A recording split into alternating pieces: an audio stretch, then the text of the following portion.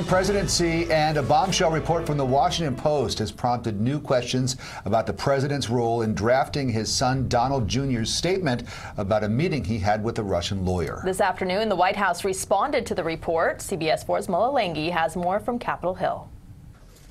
The White House is defending the president's involvement in crafting his son's initial statement about a meeting with a Russian lawyer. The statement that Don Jr. issued is true. There's no inaccuracy in the statement.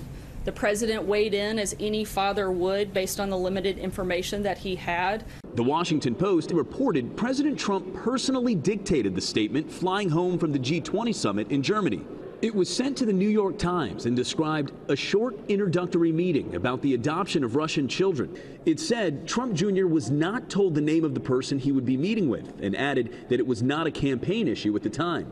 Donald Trump Jr. later released emails showing he'd been told the Russian lawyer had dirt on Hillary Clinton and that the Kremlin was behind it.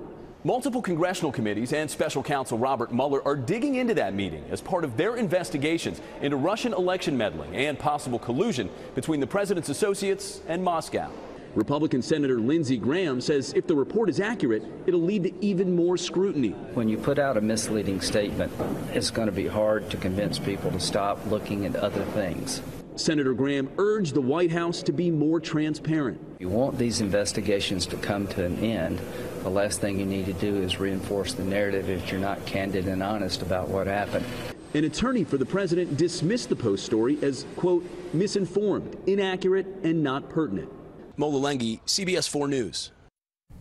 And the president maintains there was not anything improper or illegal about the meeting. He has denounced the investigation into his campaign's ties to Russia as a witch hunt.